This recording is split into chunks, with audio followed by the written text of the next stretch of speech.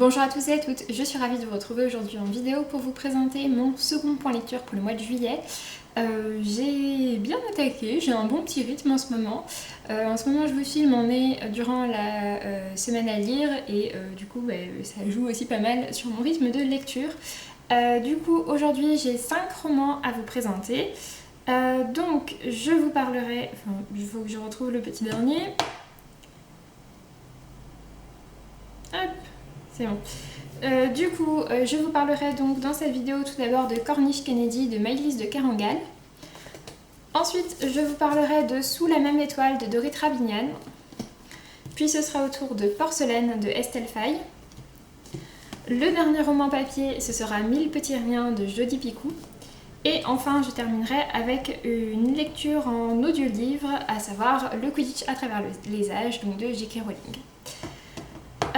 Du coup, je vais démarrer tout de suite avec Cornish Kennedy de Maëlys de Kerangal. Maëlys de Kerangal est une auteure que j'ai découvert à travers son roman très célèbre Réparer les vivants, dont je n'ai toujours pas vu l'adaptation cinématographique. J'ai vraiment adoré Réparer les vivants. Pour moi, c'est un énorme coup de cœur et ça reste, je pense, l'un de mes livres préférés. Mais du coup, même si Maëlys de Kerangal a écrit de nombreux autres livres, mais je crois pas qu'elle en ait publié après Réparer les vivants que des livres avant. Du coup je ne les avais jamais lus tout simplement parce que voilà, je pense que j'avais un peu peur d'être déçue par rapport à Réparer les vivants et j'en avais 2 dans ma bibliothèque et je me suis dit bon, il est enfin temps de passer à autre chose et de lire un autre de ses livres. Du coup je me suis orientée vers Cornish Kennedy, il est sorti en 2008 pour la première fois, donc il y a 10 ans maintenant. Et Cornish Kennedy, en fait, c'est un roman assez court qui fait 180 pages et c'est une histoire dans laquelle on va suivre 2 points de vue. On a tout d'abord le point de vue d'un groupe de jeunes adolescents d'un peu tous les âges qui se retrouvent l'été à un endroit qui s'appelle donc la Cornish Kennedy et qui est un endroit assez dangereux où il y a des avancées vers la mer et où donc du coup les jeunes adolescents sautent dans la mer un peu pour frimer entre copains, etc. Et ensuite donc toute la dynamique de ce groupe d'amis. Et à côté de ça, on va suivre également un homme, je ne sais plus trop comment il s'appelle, qui est un commissaire et qui lui en fait est chargé de faire régner l'ordre sur cette zone-ci. Et du coup, une de ses missions, c'est d'empêcher les jeunes de sauter de la corniche. Puisque voilà, la zone a été décrétée comme étant trop dangereuse et du coup ils doivent empêcher ça et puis en plus de ça ils veulent empêcher aussi l'effet un petit peu de squat qui se fait au pied de cette corniche. Du coup voilà, on va suivre ces 2 points de vue. J'ai beaucoup aimé le point de vue du groupe d'adolescents qui montre vraiment toute la dynamique qu'il y a à l'intérieur de ça et toutes les règles tacites qui existent dans le groupe. Avec notamment, on voit ce qui se passe quand il y a une nouvelle personne qui veut intégrer ce groupe-là. J'ai trouvé ça vraiment intéressant. Pour ce qui est du point de vue de l'homme, c'est un petit peu plus difficile de s'y attacher, même si pour autant je me suis pas forcément retrouvée dans le point de vue des adolescents, mais on va dire que c'est quelque chose qu'on peut plus facilement se figurer en tout cas. Voilà, c'est un livre que j'ai bien aimé. J'ai trouvé à nouveau que l'écriture de Maëlys de Kerangal était vraiment très bonne, mais j'ai trouvé que l'histoire était un petit peu courte pour vraiment développer ce qu'elle avait à dire et que du coup c'était parfois un petit peu survolé. Donc voilà, j'aurais aimé que le livre soit plus développé et en voir plus. Malgré tout, ça reste une belle lecture pour moi. Et j'ai bien apprécié certains retournements de situation qui arrivent, même si on dit, le résumé laisse sous-entendre qu'au bout d'un moment il va se passer un événement déclencheur important et en fait l'événement arrive un peu trop tard pour moi et n'est pas tout à fait assez important pour moi pour être vraiment l'élément déclencheur. Donc voilà, c'est mon petit regret par rapport à ça, mais sinon ça reste quand même une belle lecture pour moi et je vous recommande vraiment la découverte de Maëlys de Kerangal, même si je vous recommande davantage Réparer les vivants. J'ai bien aimé celui-ci également et je lui ai mis la note de 16/20. Ensuite, je suis retournée à ma médiathèque et contrairement à la dernière fois où j'avais surtout trouvé des romans graphiques, cette fois-ci j'ai surtout trouvé des romans papier plus classiques, dont je vous en présente du coup 2 dans ce point lecture. Le premier des 2, il s'agit de Sous la même étoile de Dorit Rabinian. Celui-ci, je l'avais vu passer au moment de sa sortie, puisqu'il est sorti en mars 2017 et voilà, je l'avais vu passer à ce moment-là, je l'avais repéré et au final je me l'étais jamais procuré, je m'étais jamais lancée dedans. Et c'est maintenant chose faite. Sous la même étoile, en fait, c'est l'histoire d'un couple de personnages. Elle s'appelle Liat, elle est israélienne, et lui il s'appelle Hilmi et il est palestinien. Et les deux vont se rencontrer à New York par un ami en commun. et il va tout de suite y avoir une très très forte attraction entre deux, malgré voilà, leurs convictions et surtout, en fait, surtout les convictions familiales qu'ils ont héritées voilà, et qui ont vraiment régi leur manière de penser et leur éducation.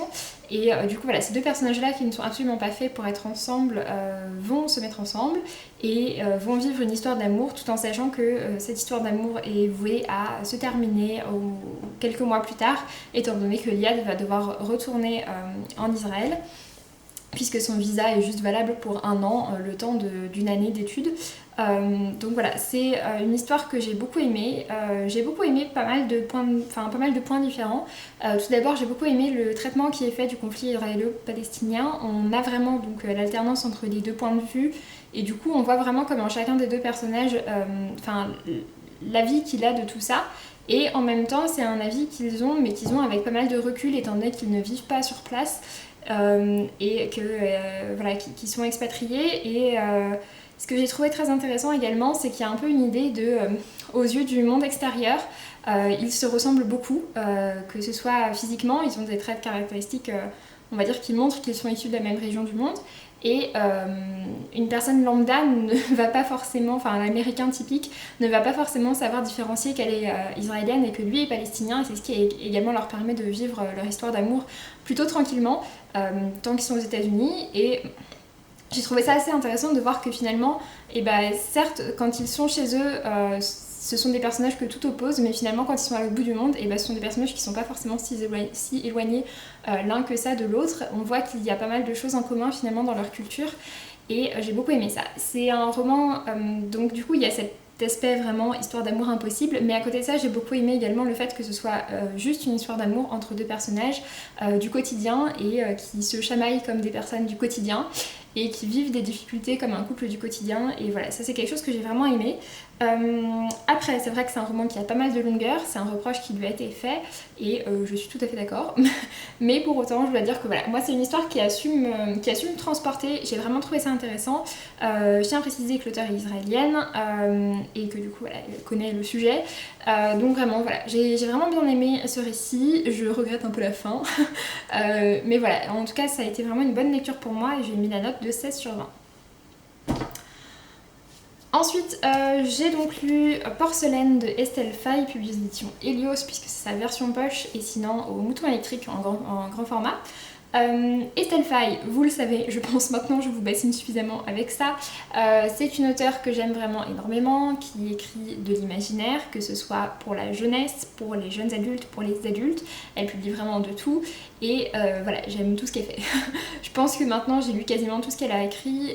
Mes préférés sont Les Seigneurs de Bohême, qui est un gros pavé de fantasy adulte assez poussé, et j'aime également beaucoup sa série un petit peu plus orientée, on va dire jeunes adultes, qui s'appelle La Voix des Oracles, qui est en poche chez Folio et en grand format chez Scrinéo. Mais voilà, vraiment c'est une auteure que j'aime beaucoup, et ce que j'aime beaucoup avec cette auteure, c'est qu'elle a toujours le talent de construire des ambiances absolument géniales et super immersives, de faire des personnages qui représentent vraiment la diversité et qui sont très attachants, et voilà, enfin j'aime beaucoup son écriture également, donc vraiment pour moi c'est une auteure de référence en termes d'imaginaire francophone en tout cas. Du coup, Porcelaine, je ne l'avais pas encore lu, il traînait dans ma bibliothèque. C'est un roman qui fait un peu moins de 300 pages, donc c'est une histoire qui est quand même assez courte, qui se passe en Asie, plus particulièrement en Chine. Et c'est vrai que je lis assez peu de fantasy qui se passe dans cette partie-là du monde. Et en fait, dans ce roman, on va suivre une histoire en fait qui va traverser vraiment les époques. Ça commence je crois au 7e siècle et ça finit vers le 17e siècle, je crois, quelque chose comme ça. Enfin ça traverse vraiment les époques. Oui c'est ça, ça va du 3e siècle au 18e siècle. Donc en fait au tout départ on va suivre un personnage principal qui s'appelle Xiao Shen, qui est un enfant d'un potier, et ce potier a une grande ambition qui est de sculpter de trouver le matériau idéal pour faire la meilleure poterie au monde, la plus fine, la plus élégante, la plus belle, etc. Xiao Shen du coup grandit avec ce père, et à un certain âge, suite à des événements, il va se retrouver obligé de partir. Du coup ça c'est vraiment pour la première partie. Quand il part, il va être récupéré par un groupe de comédiens, et cette groupe de comédiens va vraiment l'éduquer, etc. Et dans ce groupe, il va trouver deux personnages qui vont être très importants pour la suite, à savoir un homme qui s'appelle Pied de Cendre, quelque chose comme ça, je me souviens plus exactement, qui va devenir son meilleur ami, et une femme qui s'appelle Brume, oui, Brume de Rivière, qui elle est une demi-fée, qui va également avoir son importance. Donc ça c'est vraiment dans sa jeunesse, on va dire. Et après on va avoir une ellipse et on va le retrouver beaucoup plus tard, au XIIIe siècle je crois à peu près. Et à cette période-là, en fait, il va décider de prendre une épouse qui s'appelle Li-Mei et qui est une femme ordinaire. Oui, puisque vous vous en doutez du coup, vu que c'est bon dans le temps et qu'on a toujours notre personnage, il lui est arrivé quelque chose qui fait que voilà, il a gagné une sorte d'immortalité. Donc voilà, il va épouser finalement Li-Mei au XIIIe siècle, et cette femme, elle, est couturière, et ensemble ils vont monter donc une troupe de théâtre. Je vais pas trop vous en dire, mais en gros, voilà pour l'histoire, c'est un peu compliqué à résumer du coup. Je dois dire qu'en fait j'ai bien aimé la première époque parce qu'il y avait un côté vraiment très mythologie, très légendes anciennes, etc. que j'aimais bien, mais j'ai vraiment préféré la deuxième partie, notamment parce que j'ai adoré le personnage de Li-Mei, qui est une femme assez classique en fait, et qui n'a pas qui n'a pas de pouvoir, qui est une femme un peu comme les autres, qui a des ambitions, qui est assez ouverte sur le monde, mais c'est juste une humaine.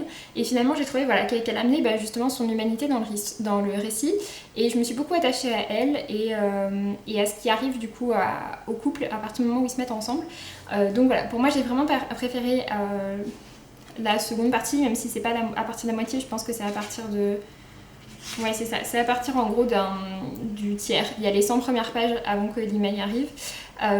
Du coup, vraiment, j'ai vraiment préféré donc les 2 tiers de la fin. Mais sinon, ça reste quand même une belle lecture pour moi. Comme d'habitude avec Estelle Faye, c'est très immersif, c'est très bien écrit. Voilà. Du coup, j'ai mis la note de 17 sur 20. Ensuite, j'ai donc lu le roman 1000 petits riens de Jodi Picoult, publié aux éditions Actes Sud. C'est un roman que j'avais beaucoup vu passer, notamment sur Instagram et sur le compte Instagram de My Little Pretty Books, qui en a beaucoup parlé, qui m'a donné très très envie de le découvrir. En fait, c'est un roman qui traite du racisme aux États-Unis, mais qui se passe à l'époque actuelle.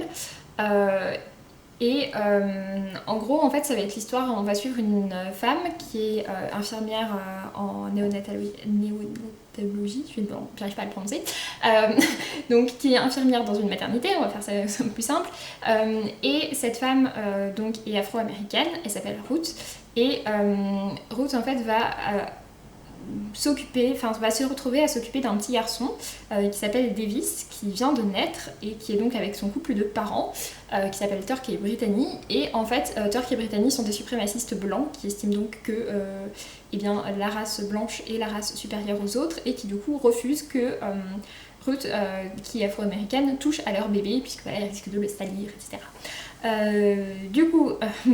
Ruth va se retrouver écartée, on va dire, des soins de ce bébé, et sauf que quelques temps plus tard, en fait, il va y avoir un problème important, et du coup, Turk va décider d'attaquer Ruth en justice.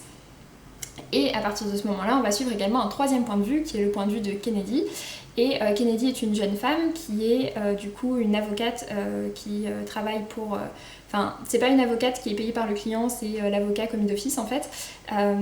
Et du coup, c'est elle qui va se retrouver en charge du procès et qui va se retrouver à défendre Ruth. C'est un roman que j'ai vraiment beaucoup aimé. J'ai beaucoup aimé le fait, pour moi dans ce roman, un peu tout du long, ça me faisait penser à une sorte de Ne tirez pas sur l'oiseau moqueur, mais qui se passerait à l'époque actuelle, et qui montrerait que finalement il n'y a pas forcément tant de choses qui ont changé. Voilà, il y a un côté un peu comme ça, avec un procès où c'est une noire qui est accusée par des blancs, et du coup forcément c'est elle qui est en tort, alors que finalement en plus l'erreur qui est remise en question, c'est une erreur qui aurait pu être incombée à n'importe qui de l'hôpital, et ça aurait pu être juste l'hôpital qui serait attaqué, et non, les parents ont décidé que ce serait contre elle qu'ils en avaient parce que c'est la seule infirmière noire, et que c'est elle, mon Dieu, qui a posé les mains sur le bébé. Donc voilà, c'est une histoire que j'ai beaucoup aimée. J'ai trouvé que c'était très très bien fait, j'ai trouvé que c'était un livre qui était très complet et très documenté, que ce soit sur le plan médico-légal, que ce soit sur le plan juridique, puisqu'on va suivre tout le procès, et également au niveau de la société de manière plus générale. Et j'aime beaucoup le message que ça transmet de savoir qu'est-ce que finalement le racisme. Est-ce que... parce que certes, le père Turk et sa femme Brittany, certes ils sont racistes, ça il n'y a aucun doute là-dessus, c'est des suprémacistes blancs qui prônent que les noirs c'est de la merde. Donc voilà, forcément pour eux, il n'y a aucune question à se poser. Mais finalement, est-ce que n'importe qui n'a pas une part de racisme par rapport à certains petits actes qu'ils peuvent faire dans la vie quotidienne? Et c'est aussi de ça dont parle le roman, d'où le titre, 1000 petits riens, donc tous les petits actes de la vie quotidienne qui finalement n'arrivent que aux personnes de couleur noire et qui montrent que voilà, c'est aussi du racisme ordinaire. Et pourtant, les personnes qui commettent ces actes, si on leur demandait, elles diraient très certainement que non, elles ne sont pas racistes. Mais voilà, elles commettent certains actes dans la vie quotidienne qui montrent qu'elles le sont. Donc voilà, j'ai vraiment beaucoup aimé. C'est un roman, enfin voilà, ce sont des thèmes qui me parlent beaucoup de manière générale. Et c'est un roman que j'ai vraiment beaucoup aimé. Il est écrit par une femme qui est blanche et il y a toute une note à la fin qui explique justement sa démarche par rapport à ça, où elle disait que finalement qu'elle est vraiment légitime pour écrire là-dessus. J'ai vraiment beaucoup aimé ce roman. C'est un roman très complet comme je vous ai dit. J'ai beaucoup aimé les personnages de Ruth et de Wade Kennedy. Le personnage de Turk, dont on a également le point de vue, est un personnage complètement détestable, même si j'ai trouvé ça intéressant sur également son point de vue. Mais voilà, on va dire que pour moi, pour ce roman-là, ça aurait presque pu être un coup de cœur, mais voilà, il m'a manqué le petit quelque chose qui fait qu'il y a cette petite étincelle et que donc c'est un coup de cœur. Mais en tout cas, ça reste un très beau 18/20 et c'est un roman que je vous recommande énormément et sans aucun doute. Et du coup pour le dernier roman que j'ai à vous présenter, il s'agit donc de la version audible du Quidditch à travers les âges par J.K. Rowling. Donc c'est une exclusivité audible, il est disponible uniquement sur cette plateforme. Du coup le Quidditch à travers les âges, c'est un roman que je n'avais pas lu, donc c'est les petits livres donc, de la bibliothèque de Poudlard comme Les Animaux Fantastiques et Biddle de Bard qui vont avec l'univers d'Harry Potter. Les Animaux Fantastiques étaient déjà sortis en livre audible et il est fantastique, génial, formidable parce qu'il y a beaucoup de bruitages qui sont très très immersifs. Et du coup, le Quidditch à travers les âges est sorti le 6 juillet et donc je pense que Biddle le Bard devrait arriver, je pense sûrement pour la fin de l'été. Et j'ai très très hâte puisque je ne connais pas non plus ces récits-là. Pour le Quidditch à travers les âges, en fait, donc c'est divisé en deux parties. La première partie, c'est la lecture audible, on va dire classique, du livre Le Quidditch à travers les âges, que vous pouvez retrouver en librairie. Mais voilà, il y a également quelques petits bruitages, beaucoup moins que dans Les Animaux Fantastiques, mais parce que ça s'y prête également moins. Mais il y en a quand même pas mal, et ils sont très immersifs, ils sont très bien faits. Et donc, pour ce qui est du Quidditch à travers les âges, voilà, ça parle vraiment de l'histoire du Quidditch, de comment est-ce que ça a été construit, de l'histoire des ballons, des différents postes, des différentes fautes qui peuvent exister, etc. J'ai trouvé ça pas mal, même si c'est vrai qu'il y a un côté un petit peu encyclopédie, c'est un reproche qui est pas mal fait et qui du coup fait que c'est pas forcément toujours passionnant, et notamment toute la partie de catalogue sur les ballets mais un peu moins plus que le reste. Je sais pas pourquoi, parce qu'en soi il y a toute l'histoire du Quidditch et tout ça et j'ai trouvé ça intéressant. Peut-être aussi parce que c'est la période de la Coupe du Monde et que même si je suis contente que la France ait gagné, et ben pour moi c'est un petit peu too much pour moi tout ce qui se passe par rapport à ça, et du coup retrouver un peu l'équivalent là-dedans dans le Quidditch, c'était peut-être pas la bonne période pour que j'écoute ça. Mais voilà, en tout cas sinon ça a été une lecture plutôt agréable. Donc ça c'est pour la première moitié, le livre audio fait 3h30 à peu près. Pour ce qui est de la seconde moitié du livre audio, il s'agit en fait de retranscription de textes qui étaient écrits sur Pottermore, donc par J.K. Rowling, et qui ont été qui ont été reproduits ici.